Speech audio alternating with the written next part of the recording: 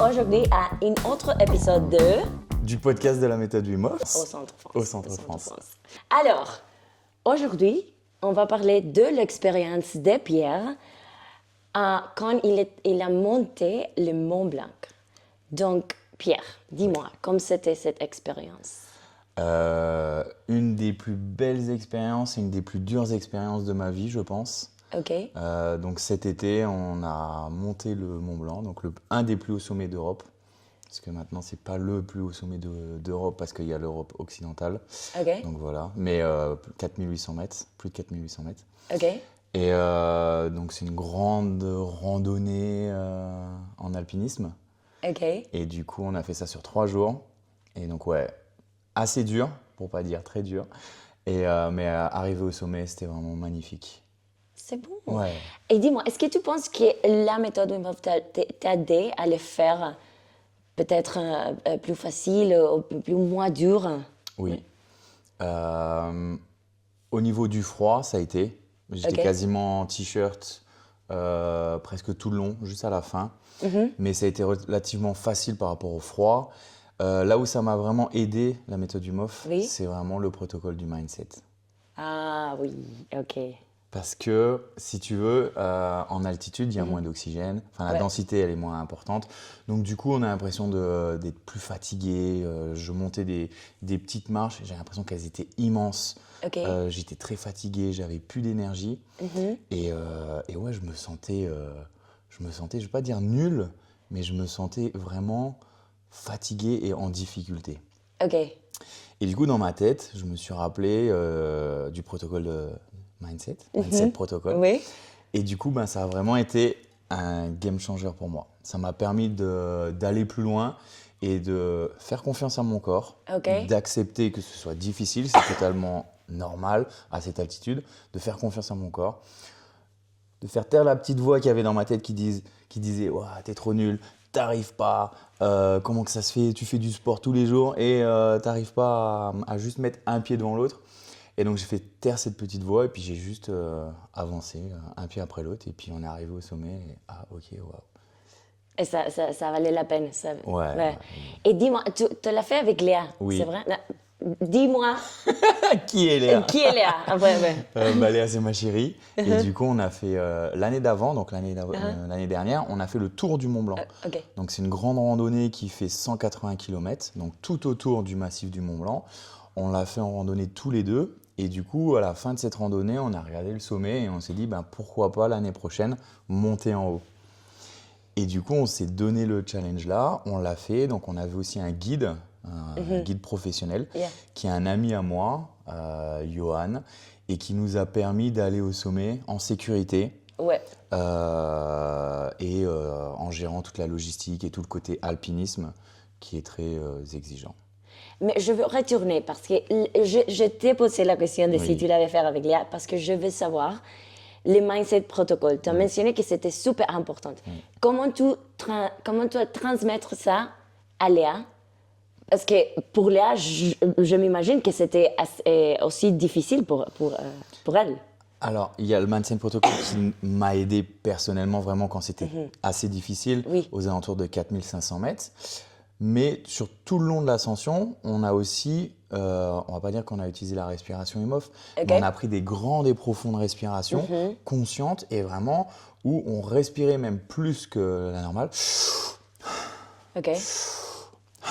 pour avancer, pour ne pas subir un petit peu les effets de l'altitude. Si on avait un petit peu mal à la tête, on faisait ça, on bloquait, on squeezait un petit peu pour oxygéner un petit peu. Et ce qui était drôle, c'était que le guide a essayé aussi cette respiration-là. Et lui, il a fait « Oh non, j'ai la tête qui tourne et tout ». Et comme lui, il est acclimaté, et en fait, ça ne lui convenait pas. Il avait sa respiration qui lui suffisait et tout. Et nous, ça nous a vraiment aidés pour ne pas subir en fait, les effets de l'altitude ou quoi que ce soit.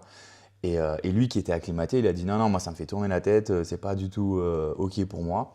Donc voilà. Donc la respiration nous a aidés pour ne pas subir le mal des montagnes ou ne pas subir, on va dire, un peu le manque d'oxygène. Mais elle a été beaucoup plus facile que moi. Ah, c'est vrai? Ouais, si tu veux, dans la cordée, il y avait le guide qui était en premier. Ensuite, il y avait Léa et moi, j'étais derrière. Et à partir de 4500 mètres, bah, c'est moi qui faisais traîner le groupe, qui ralentissait. Parce que j'avais vraiment du mal, j'étais vraiment plus fatigué. Et après, en réfléchissant, je me suis demandé aussi, c'est la masse musculaire. Tu vois, en ayant un plus gros gabarit, ça consomme plus d'oxygène, ça demande plus d'énergie. Et du coup, peut-être que c'est ce qui a fait que j'étais peut-être un peu plus en difficulté que Léa, qui a un plus petit gabarit et qui avait moins de difficultés. Et autant fatiguée, c'était aussi très difficile pour elle. Et peut-être que, est-ce que le fait d'être dernier, eh ben, c'était peut-être un peu plus compliqué pour moi et de pas leader le groupe, tu vois. Ouais. Et du coup, c'était intéressant d'avoir cette position-là où, ben, en fait, il y a juste à suivre et voilà. Et on va faire un épisode de muscles. On va lâcher Avec les Léon, liens, avec Léon. les liens à la description. Demain. Mais c'est intéressant ça parce que, en fait, tu m'as dit que pour elle, c'était plus facile. Donc, peut-être la bataille dans sa tête, c'était assez difficile comme dans la tienne. Mais est-ce qu'il t'a partagé, par exemple, le mindset protocole avec elle? Est-ce que vous en parlez comme un couple avant d'aller les mindset protocole ou pas? Un petit peu, mais si tu veux, elle est assez anxieuse de Ok. nature. Et il y a des choses où elle peut ne pas avoir confiance en elle ou vraiment conscientiser des choses. Par exemple, s'il y a un petit peu mal à la tête, ça peut être grave. Et en fait, c'était un petit peu cette appréhension-là pour aller au Mont Blanc. Tu vois, il peut se passer plein de choses, des choses qu'on ne contrôle pas. Yeah. Et au final, c'était un peu ma crainte que elle s'inquiète et qu'elle soit bloquée par rapport à ça et qu'elle se bloque elle-même. Alors qu'au final, elle a réussi à gérer, et on en a parlé tout à l'heure, elle a dit au final, là où d'habitude mon mental me freine, eh ben là mon mental il a lâché prise et il m'a soutenu et il m'a permis d'aller jusqu'en haut. Et c'était vraiment un beau volte-face. Elle qui est très anxieuse, qui n'a pas forcément confiance en elle sur certains trucs, ou qui va, toi si j'ai un peu mal au genou, ça peut être grave ou quoi que ce soit. Là, c'était en mode warrior et elle traçait. Et c'est quand j'étais derrière, des fois elle se retournait et presque elle tirait la corde en disant mais avance un peu là pour qu'on s'arrête encore. Pour qu'on s'arrête. Et moi je dis ah. Et du coup, ouais, et après on est arrivé au sommet. Et l'arrivée au sommet était assez drôle parce que sur ma montre, ça m'indiquait pas 4800 mètres. Okay. Et du coup, j'avais la tête baissée, j'étais vraiment concentré et tout. Et elle me dit, on est au sommet. Elle commence à se réjouir et tout. Et moi, je fais, non, on n'est pas encore au sommet. Calme-toi, il y a encore du travail et tout. Et au final, le guide, il fait, ça y est, on est au sommet. Et moi, j'étais là en mode, mais non, on n'y est pas encore, il y a encore. Et au final, on est arrivé au sommet sans que je m'en rende compte. Et arrivé au sommet, c'était vraiment une explosion d'émotions. Oh. On a pleuré tous les deux, on s'est pris dans les bras, beaucoup d'amour. Et on était seuls au sommet, il n'y avait personne, juste le guide et nous deux. Et il faisait grand beau, il n'y avait pas de vent, les conditions étaient vraiment agréables. Okay. Et du coup, ouais, et moi ce que je retiens pour elle, c'est que vraiment, arrivé au sommet, ben en fait, tu as fait le Mont Blanc. Enfin, tu as accompli ça. Donc maintenant, tous les petits doutes que tu peux avoir au quotidien, je ne peux pas faire ça ou je ne suis pas capable de faire ça. Je pense que c'est un bon outil, un bon truc en plus. Et ça peut être, alors là, on voit le Mont Blanc, mais ça peut être chaque petit combat. Oui. Tu vois, juste, on va dans un bain froid, on se dit « Oh non, je ne suis pas capable de le faire. » Mais bien sûr, tu as été capable de le faire. Et ça, utilise-le tous les jours pour ta confiance et grandir ça et utiliser ça. Je te vais demander ça, que si c'était la même sensation après les bangles, c'est ça. Mais Un petit bien peu, sûr tu vois. exponentiel. Oui. Mais je pense que chaque expérience de vie où on accomplit quelque chose d'extraordinaire, mais c'est pas obligé de monter le Mont Blanc ou quoi que ce soit. Chaque petit événement extraordinaire pour toi, en fonction de son niveau de chacun, eh ben, c'est juste un accomplissement et il faut le garder et le ressortir quand il y en a un petit peu besoin. Des fois, quand on doute un petit peu en soi, non, rappelle-toi de ce que tu as fait. Et même si ça ne te paraît pas extraordinaire, si pour toi c'est extraordinaire, c'est le principal. Oui, c'est le principal. Et tu as mentionné aussi que c'était un peu compliqué d'être pas dans les lead positions. Raconte-moi pourquoi, qu'est-ce que ça passait dans ta tête? Eh ben ouais, parce que en tant qu'instructeur de la méthode UMOF ou de ce que je fais à côté, j'ai souvent la place de leader. Donc Ok, c'est moi ouais. qui dirige, je connais la direction, je sais le temps ce que ça va donner, ce qu'il y a à faire, ce qui reste à faire et tout. Ok.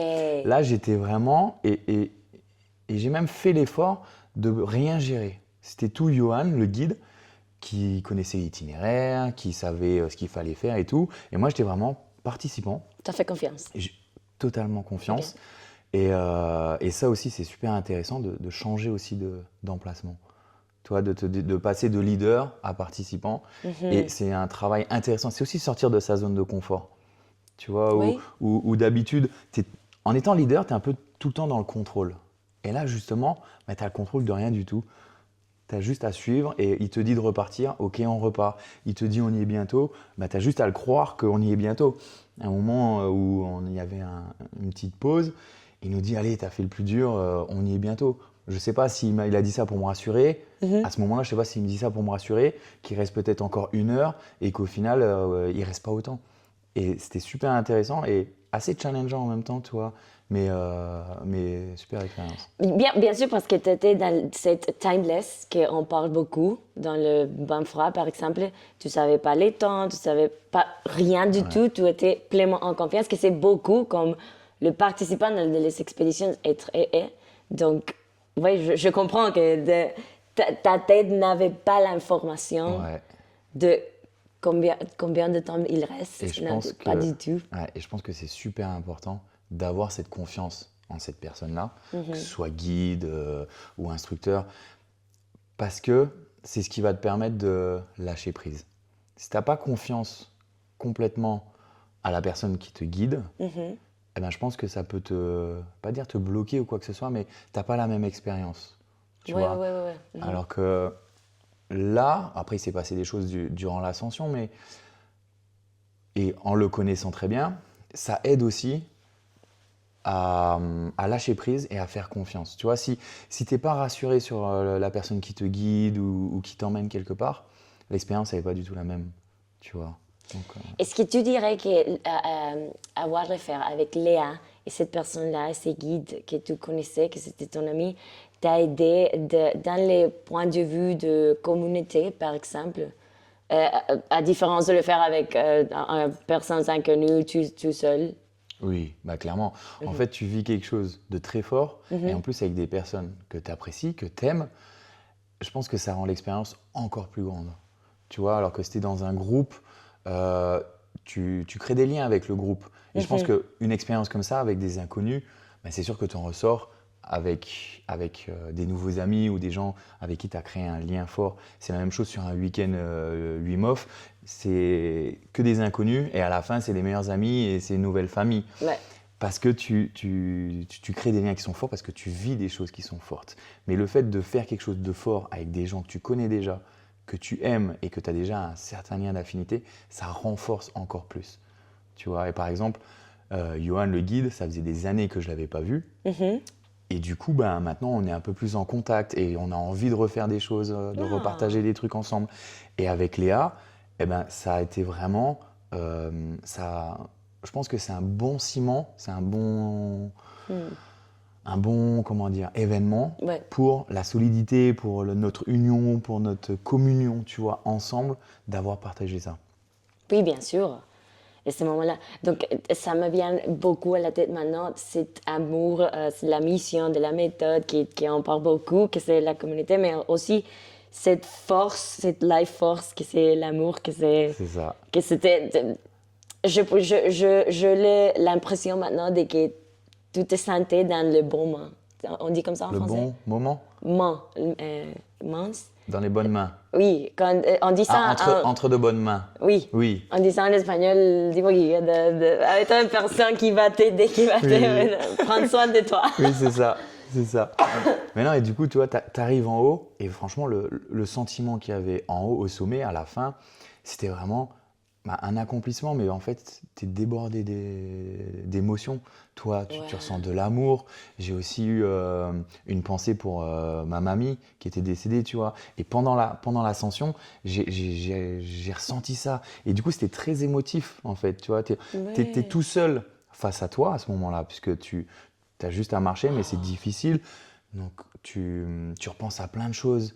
Je ne vais pas dire que tu remets tout en question, Mhm. mais tu vois, c'est un gros travail d'interception où tu es à l'intérieur de toi pendant que tu marches. Et en fait, sans parler d'alpinisme, mais juste de marcher, Mhm. tu repenses souvent tu remets plein de choses en question ou tu penses juste, tu penses. Et du coup, ben là, tu arrives en haut et ouais, vraiment amour, gratitude et ouais. Et par contre, quand tu arrives au sommet, eh ben, c'est pas la fin. Il doit descendre. Ah oui. Et du coup, là où ça m'a aidé aussi, la respiration pour rester focus.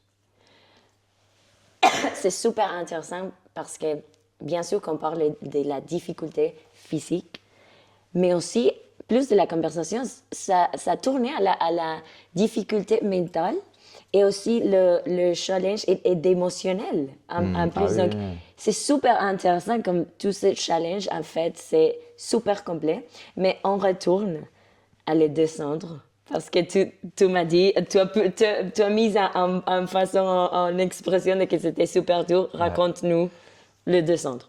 En fait, tu arrives en haut, donc tu es épuisé physiquement parce que tu as déjà marché pendant, alors je sais plus, je crois qu'on avait fait 8 heures, enfin je peux dire de bêtises, mais bref. Grosse montée, et en fait, il fallait redescendre pour aller jusqu'au refuge pour pouvoir passer la nuit. Et tu penses que c'est terminé, mais au final, non, parce que la descente, elle est aussi technique, mais elle est aussi physique. OK? Tu vois, quand tu redescends, tu utilises un peu plus tes muscles, donc tu es déjà fatigué, tu es un petit peu déshydraté, j'avais plus d'eau, donc j'avais très soif. Et la fatigue fait que ben, tu perds un peu ta lucidité. Et là, tu n'as pas le droit de perdre ta lucidité, parce que quand tu as le vide à droite et à gauche, tu peux pas faire un faux pas. Et là où ça m'a aidé, c'est de respirer vraiment profondément et consciemment. Et du coup, j'avais vraiment un point de focus et j'ai vraiment senti le fait que si je relâchais ça, eh ben, j'étais un peu en mode et alors que là, focus, un pied après l'autre, on redescend. Wow. Et après, on a fait une pause et voilà, fatigué, il fallait repartir. Donc tu remets un peu de boost et la descente, elle est, je ne vais pas dire très compliquée, mais elle est challengeante parce que voilà, tu as accumulé beaucoup de fatigue. Physiquement, bah, tu commences à fatiguer et même mentalement, enfin, quand tu es concentré pendant un très longtemps. Et le fait de respirer, et Léa aussi, elle a dit que ça a vraiment aidé de rester focus jusqu'à la fin, en fait, jusqu'à ce que tu sois en sécurité pour arriver au refuge. Et au refuge qui est à 3800, 3900 mètres, je crois. Mais au final, tu dois passer encore une nuit complète avant de pouvoir redescendre. Ah, parce que tu l'as fait. On l'a fait OK. en 3 jours. Ah, OK, OK. Ouais. Non, ça, non. Alors, pour les. Ça parle beaucoup de l'importance de les trois piliers Ouais. ensemble. Parce que tu as dit que, bien sûr, la respiration t'aide, mais quand tu perds le focus, c'était comme, encore une fois, comme ça. Donc, c'est super important, c'est qu'on dit toujours d'être, oui, focus et les piliers Centré de sur- la main, oui, de l'esprit. Donc, c'est super intéressant ça. Mais raconte-moi, combien de jours c'était la monture et combien de jours le descente? Alors au total, ça fait 3 jours. On fait une première journée où on s'est arrêté au premier refuge, qui est pas très haut. Ah, j'ai plus les noms. Ah, mince. Et il revient. Oui, le deuxième refuge, c'est le refuge du goûter. C'est là où on a passé la deuxième nuit. OK. Donc le refuge, c'est pas grave. Donc le premier jour, on fait une petite rando, pas très longue, où c'est juste de la rando, il n'y a pas d'alpinisme ou quoi que ce soit. Et c'est avant le passage du goûter qui est assez dangereux. C'est un passage assez technique, assez dangereux parce qu'il y a beaucoup de pierres qui tombent. OK. Et du coup, ben, c'est là où c'est un peu plus accidentogène. OK. Et donc, on a dormi à ce refuge-là. Donc, on s'est arrêté, on a dormi à ce refuge-là. Et ensuite, le deuxième jour, on est parti de ce refuge jusqu'au sommet. Ok. Donc on a fait, je crois, 13-14 heures de marche pour monter au sommet et ensuite pour redescendre au refuge du goûter où on a passé une deuxième nuit. Et Ok. on est encore à 3800, 3900 mètres. Donc on a encore des symptômes de l'altitude. Et donc si tu veux, la nuit là, j'ai quasiment pas dormi parce que tu es au repos physique, donc tu es allongé, Mhm. mais physiologiquement, ben, ton corps il est encore en lutte parce qu'il n'y a pas assez d'oxygène ou quoi que ce soit. Donc en étant allongé, je sentais mon cœur qui battait super vite, je l'entendais taper dans mes tympans. Et, Waouh! ouais, et tu sens que ton corps il est en lutte, il est en état de stress, il est en état d'alerte parce que ben, voilà, les conditions ne sont pas optimales pour récupérer. Je sentais que j'avais un peu mal à la gorge, je me suis dit ah je vais tomber malade ou Waouh! compliqué. Donc du coup le lendemain on est reparti très tôt pour redescendre, pour arriver et tout le lendemain on retourne jusqu'en bas. Et en fait, c'était vraiment intéressant de ressentir qu'au fur et à mesure que tu descends, bah, tu te sens mieux et plus de maux de gorge, plus rien. Et arrivé en bas, à Chamonix, bah rien. Pas Je veux rien. malade, rien du tout. On a juste bien récupéré, bien hydraté. Et au final, ben, tu sens que comme ton corps était, on va dire, en lutte, il essaie de se réparer, de se rééquilibrer pour Mhm. toujours être à l'équilibre. Il travaillait pour. Et au final, quand les conditions redeviennent normales, et ben, du coup, ben, ok, il a le temps de se régénérer. Et en fait, c'était ça qui était intéressant, où à cette deuxième nuit, là où tu as fini ta grosse journée et que ton corps a besoin de se régénérer, comme les conditions elles ne sont pas optimales, eh ben, il est encore en lutte. Il n'arrive pas à se régénérer facilement. Et une fois que c'est bon, il se régénère et tu récupères bien. Et au final, pas de, je ne vais pas dire pas de séquelles, mais Mhm. pas de problème. Et du coup, c'est intéressant dans l'écoute de soi, tu vois, d'avoir aussi cette capacité d'interoception, Oui. tu vois, à connaître un peu son corps, tu vois, à sentir que ton cœur il bat plus rapidement, que tu es plus essoufflé, que tu vois, Oui. ton système digestif il travaille pas normalement. Et c'était ça qui était intéressant aussi, Et, d'avoir cette écoute de soi. et c'est aussi une chose qu'on pratique beaucoup dans la méthode d'avoir cette interoception quand tu es dans un bain glacé, de savoir quand tu pars, tout ça. Mais je pense que je trouve super intéressant, c'est que tu as dit que tu as senti tout. Ouais. Quand tu étais en train de dormir, ben, tu ne dormais pas, donc. Non, j'ai pas dormi du coup. J'ai pas réussi à dormir parce que ben beaucoup de fatigue. Et là où tu es censé ben, t'écrouler de fatigue et pouvoir dormir pour pouvoir te régénérer, ben, je sentais mon cœur qui était à 90 battements par minute, ce qui est beaucoup plus que d'habitude. Et tu sens qu'en fait, que tu as même ta pression artérielle, toi, ton Ok. cœur, il bat vite, mais il bat beaucoup plus fort, en fait. Et ça, c'est juste, c'est un des symptômes de l'altitude. Mais c'est intéressant de le ressentir et après de comprendre aussi pourquoi. Toi, et aussi d'être un petit peu rassuré, de savoir que, ok, c'est normal et qu'en redescendant, ça redeviendra normal et puis tout ira bien. Que ça c'est en plus ton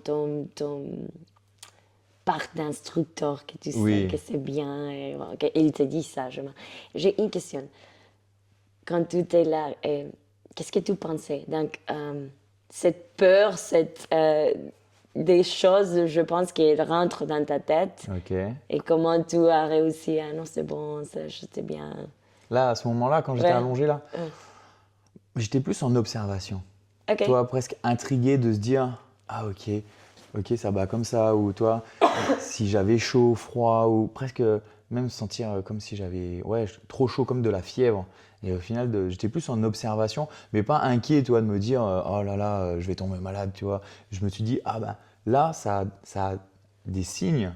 En gros, tu sais, quand tu vas tomber malade, tu Oui. sens un petit peu. Mhm. Avant, tu te sens pas très bien, tu es un peu fatigué, tu as un peu de fièvre, et tu dis, ok, je vais tomber malade. Tu le sens un petit peu.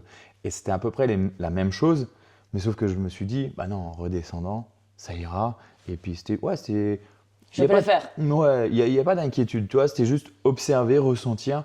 Et puis après, ça n'a pas empêché le lendemain d'être tranquille sur la rando, de redescendre et puis d'arriver en bas le matin et puis et d'attaquer la journée en étant nickel.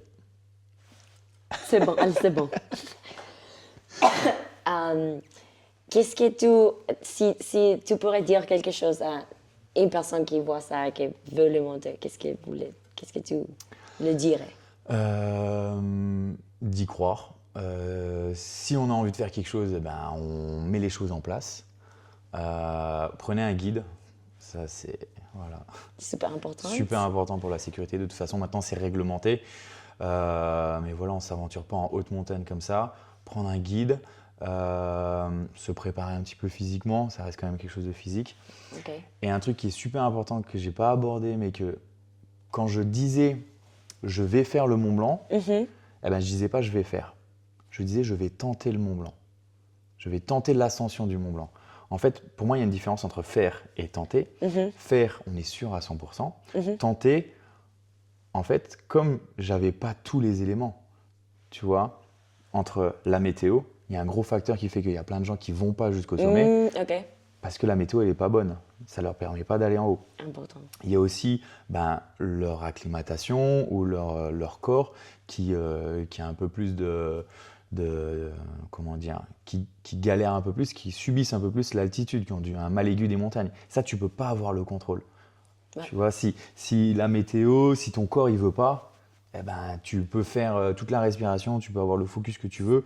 Si ton corps, à un moment donné, c'est pas le bon jour. Et il faut juste pas forcer. Donc c'est pour ça que moi, j'avais pas aussi ce focus de dire je veux réussir, je veux réussir. Ok. Juste accepter, être dans l'acceptation de comment que ça se passe. Tu vois, si la météo elle est pas bonne, ok, c'est que c'était pas le bon jour. Si je suis malade parce que je suis malade, c'est que c'est pas le bon jour. C'est pas grave, ce sera une prochaine fois. De pas mettre trop Pression, peut-être. ouais, trop de pression, c'est Ouais. ça. Parce que je pense que même si tu te mets trop de pression, peut-être que le challenge il est encore plus difficile. Tu vois, tu acceptes ce qui se passe, accepte si la météo elle est pas bonne, c'est comme ça, tu peux rien. Si je sais pas, enfin plein d'autres événements qui peuvent faire que ça fonctionne pas. Mais si c'est quelque chose que tu veux faire, mets les choses en place, trouve un guide, c'est lui qui gérera toute la logistique et puis entraîne-toi, pratique la méthode Wim Hof pour avoir un bon mindset, travaille sur sa respiration et puis après il faut juste le faire. C'est super intéressant que tu as mentionné avant le mindset, parce que je crois que les personnes pensent que c'est plus le breathing Ouais. qui va t'aider, mais c'est super important, le mindset aussi. Donc, j'aime ça. J'aime que tu as pris Ça fait la différence. le mindset et après la respiration, parce que bien sûr que tous les deux aident, Oui. mais le mindset, c'est super important dans ce genre de challenge. Ouais. Et merci beaucoup pour partager ça. Je voulais te poser une autre question. Qu'est-ce que vous voulez vous dire à la personne qui veut monter, que j'ai déjà dit ça. Mais la seconde, c'était des recommandations, peut-être. Recommandations. Oui, mais qu'elle prend, ça va être donné par le guide. Par le guide. Ah, ok, parfait. Ouais. Lui, le guide, voilà, c'est son métier. Mais une chose que tu peut-être as senti que la prochaine fois, peut-être je ferai ça différent. Est-ce que tu auras une petite chose comme ça? Non, ce qui est drôle, c'est que en redescendant, dans ma tête, je l'ai même dit en fait, je fais mais à quel moment on veut recommencer cette expérience une deuxième fois? Tu vois, tellement sur le moment c'est difficile, tu te dis mais à quel moment, parce que j'ai des amis qui l'ont fait 2 fois ou plusieurs fois, je me dis mais c'est pas humain de vouloir recommencer un truc aussi dur, tu vois. Et au final, on descend et peut-être une semaine après, je me dis en fait, ça pourrait être intéressant de le refaire, pas forcément différemment, mais de revivre. Et le corps, il est bien fait, le cerveau, il est bien fait en fait. Il oublie presque le côté difficile et il garde que le meilleur pour garder une bonne expérience, tu vois. Et du coup, j'ai perdu ce que je voulais dire. Mais que... Ah mince. Mais que... Non, en fait... C'était dur et c'est pour ça que quand on me demande comment c'était le Mont Blanc, je veux toujours dire et me rappeler que c'était très dur pour rester humble. Parce que en fait, après, je peux juste garder le souvenir de « c'était extraordinaire, c'était vraiment fou, arriver en haut, waouh, waouh, waouh ». Mais oublie pas que de 4500 mètres à 4800 mètres, j'étais vraiment dans le dur. Ok. Tu vois, et ça permet de rester humble et de se rappeler aussi de l'effort en fait. Et de pas juste se dire ouais ok je l'ai fait et c'est ok. Je pense que ouais, moi j'aime bien me rappeler moi personnellement de dire que ouais c'était dur et que moi j'ai galéré. C'est super, je trouve super important d'être humble parce que ça a à voir avec ce que tu as dit de je veux tant. Donc, c'est d'accepter que peut-être quelquefois c'est juste ça qui se passe. C'est aussi important. C'est la même que quand on est dans les bains froids, de accepter, comme c'est dit, de se donner, hein, de relâcher, comment on dit De ça en lâcher français? prise sur le, En anglais, c'est give in to the tout donner, cold. ouais, de se donner au froid. Oui, C'est ça que tu veux dire. Ouais, pas de résistance. ouais c'est ça. C'est d'accepter de... C'est de ne pas être dans le contrôle de ce que l'on n'a pas le contrôle. Et Parce ça- qu'on n'a pas le Mais contrôle. bien sûr, tu n'as pas le contrôle du froid, tu n'as pas le contrôle de la météo, tu n'as pas le contrôle de tout ça. Tu as Et- seulement le contrôle de toi-même. C'est ça. Mindset. Ta respiration, ton état d'esprit et ce que tu mets en place pour réussir. Et après, ben, le reste, advienne que pourra. Et voilà. Ça va être bien. Alors, merci beaucoup, Pierre. C'était super. Laisse-moi dans les commentaires une autre question que vous avez pour Pierre. Et j'y répondrai. Exactement. Et merci de nous avoir vus. Allô, c'est bon, c'est bon. Au revoir. À bientôt.